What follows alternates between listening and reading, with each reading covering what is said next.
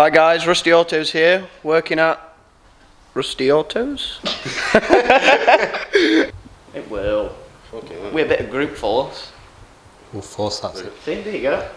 Wow, is that what it's for? Yeah, it's 50 cents. Oh shit. 50 pence, you mean? Different video today. So we've got Emily's brick. She does actually call it a brick, doesn't she? So if you don't know Emily C30, everybody probably knows her already. But she's had issues with this engine. We'll keep this short. She's had it built, issues, not run right since. Engine's coming out of this right now. This got dropped off about 15 minutes ago, so we're not wasting no time. We're waiting on machine work or parts outside. So engine's coming out. She's bought us another engine, which is here already on the stand. Would you look at that? Instructions from Emily. Keep it as stock as possible. She wants the brick running, which is fair enough, isn't it? So we are going to tidy some things up. We are going to make sure it looks quite fancy. There is some bits that we can reuse, but she wants to get rid of memories. Yeah, so colours are going to disappear. There's going to be no purple anymore. We're going to fuck that off, aren't we? Yeah. We're going to go gloss black. The block is already red over there. The sump is red as well, so that's going to stay and go on that engine, because that one's leaking, correct? And yes, I've got gas, not in my ass. It's because there's something on this sump. Is it? Yes, like a plaque. Oh yes, yeah, yeah, that's right. So stock turbo is going to go on. Chinese injectors are coming out, and the stock ones are going to go in. The cams are going to stay the same as well. There's some other bits and bobs that we're going to sort out. Well, basically, we just want the car running, don't we? Yeah. So we're going to whip through this as quick as possible.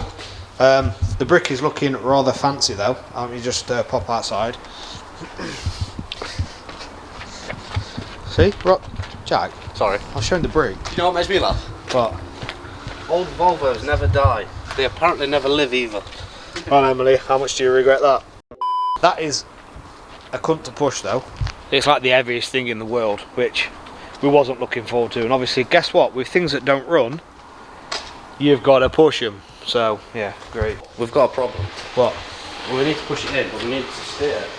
But Yeah, these, yeah, Emily, thanks for thinking about us when you got these seats. These fat guys can't fit in them. Alright, so next time, go on, Jack, get in there. butter him up. No, you can't even get in it. I got one sided. You're overspilling. I'm in. You're overspilling. There's no way I'm getting in that seat. I tell you what, I'll put one cheek on one seat and one cheek in other, and handbrake will just stick up between my legs. Never mind. Come on, out the car. We've got an engine sec out. Yeah, let me see them thighs, boy. Come on. Please don't ever do that again. Why did you lick your lips?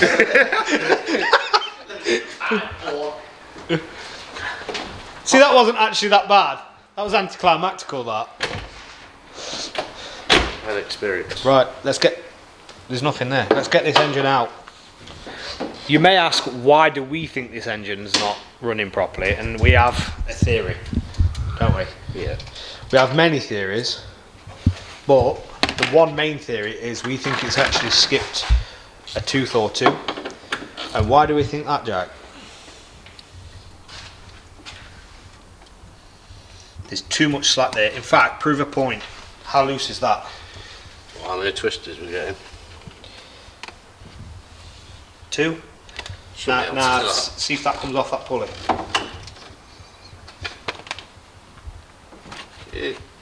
Yeah.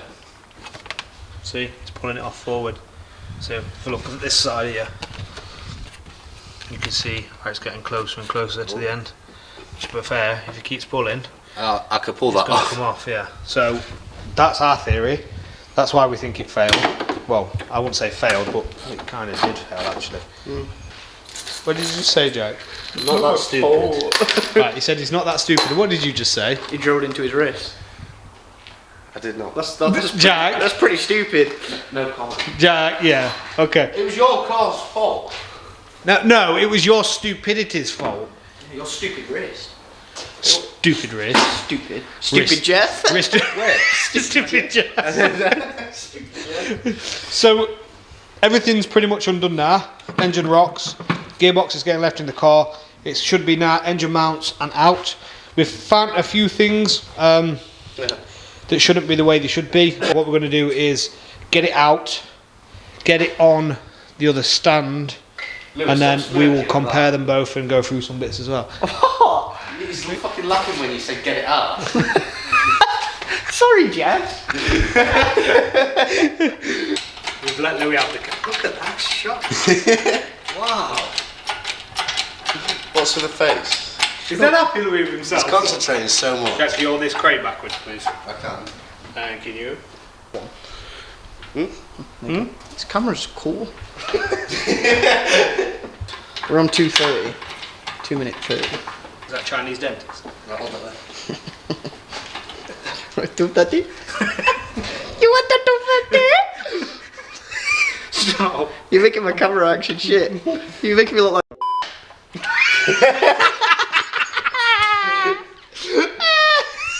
Come on, that is. I'll just bleep it. What, just the name? Yeah. That'll do. That's funny. Banter. Now it's loose after many fighting, and it's coming out. So finally, we can put this on a stand and see exactly what's needs replacing, what we're swapping over, and we can see what's what. But time will tell.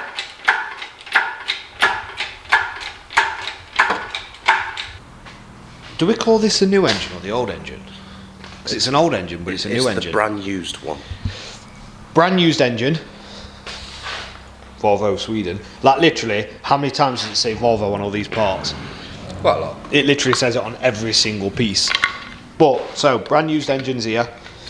Old engines there. What we was going to do, originally, is we was going to put a bore scope down the spark plug holes to see what the pistons was like, just to make sure that they're okay. However, we have done that. We did that off camera. And it is a little bit oil in there. So, what it does look like is the fact that the stem seals have actually failed in the head.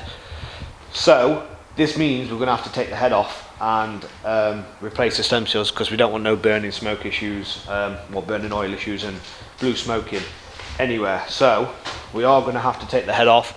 We are going to have to get the head skimmed as well, but that gives us an opportunity to Opportunity. Are you alright? What did I say? Opportunity. If I did say that, I'm very sorry. Do you need But English just glasses?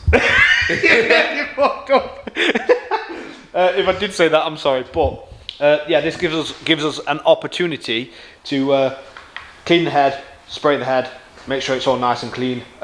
We are going to transfer some stuff off the old engine, just parts that are in better condition. So we're going to make a hybrid baby basically. But all the stuff that's not needed off of that is staying off of this, because it needs to be as stock as possible. That was a bit of a tongue twister. So the bigger cam that's in that is staying in that. The injectors that's in that is staying in that. The cover is in a better condition than this one, so that's coming off, but that's going to get all sprayed. We're just going a gloss black, so it looks all nice and fancy.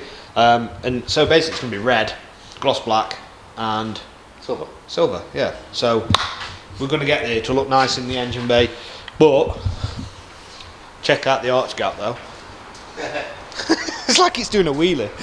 The cam's out, and the reason for this is we wanted to actually inspect underneath the cam. You wanted to actually check the buckets and stuff, didn't we? Yeah. Looks like a little gremlin stood over there. But so upon inspection, you've got these things that sit on top of the valves here, which are, as you can see, they are wearing away. Half of that one is missing. This one is not here at all. These are hushings. These are what basically quiets down the valve noise. These engines are pretty simple, aren't they? Like old school engines. Yeah. They're very easy to work on because of all this little stuff. Like literally, that should be rubber, but that's hard plastic, so that's brittle. As you can see there, that is also missing bits. So this is the reason why we want to take the cam out first and just double check all this to make sure that the condition of those. Now we are going to shim it and check the clearances and re-shim it if it's needed. And the simple way to do this, I mean, on the other stuff, on the modern stuff, you have to grind them down, don't you? Yeah. And you have to do it that way. However, on these old buckets, right here, Jack's just going to get a magnet I'm going to bring it over here so you can see. On these old buckets, you can see there's like a section in the top here. Now Jack's just going to put a magnet on it, and that literally comes off. So if you find that the clearances need closing a little bit more or opening a little bit more, you basically buy another one of these that allocate for that gap, don't you? And then you literally just install it straight back in. How simple's that? That's great, isn't it? Whereas on modern stuff now, you can't really do that. You've got to actually grind everything away and do it that way instead, which is very annoying. So this is such a more simpler solution to that. So well done Volvo for that. The clearances on a cold engine for the valves should be 0.014 of an inch and 0.016 of an inch. Now the way we measure that is with a feeler gauge. So right there. Basically that feeler gauge has got numbers on it per section, so each individual little piece of metal, shall we say, has a specific number on it. So it will be measured to point something of an inch or point something of a millimetre. They usually come of millimetres and inches on them, so they've got both readings on there. But what you do is you then turn the cam so the lobe is pointing upwards. For example, which one we're going for here? Should we go here? Yeah. So for example here. What's wrong with you? I don't know. Once that's obviously up like this, there's no pressure on that valve at all. So what you can do is you put the feeler gauge underneath for what it should be. So say you go 0.015 of an inch, you go for that, or 0.016 of an inch, because that's a maximum it can be. If that fits under with ease and more goes underneath, so 0.020 of an inch, that's too much, isn't it? You just took my head for a shit. I was daydreaming. Yeah, I took my own head for a shit. So basically, that has to be within the tolerance. If you can fit more or less than that 0.014 of an inch and 0.016 of an inch, you got a problem. you got a problem. You need to do something about it. They need adjusting. And that's where you start adjusting the thing that we shown you earlier, where you magnet it out on these and you get the right size to equate for the bigger gap or the smaller gap, basically. So you check it on every single one. Once you've done that, make sure they're all in tolerance, and when they are in tolerance, you don't do fuck all about it. But when they're not, you start to panic and fix the problem. No panic. No, you don't panic. You just fix the problem. Just fix the problem. It's time for the head to come off and time to inspect the pistons. Oh,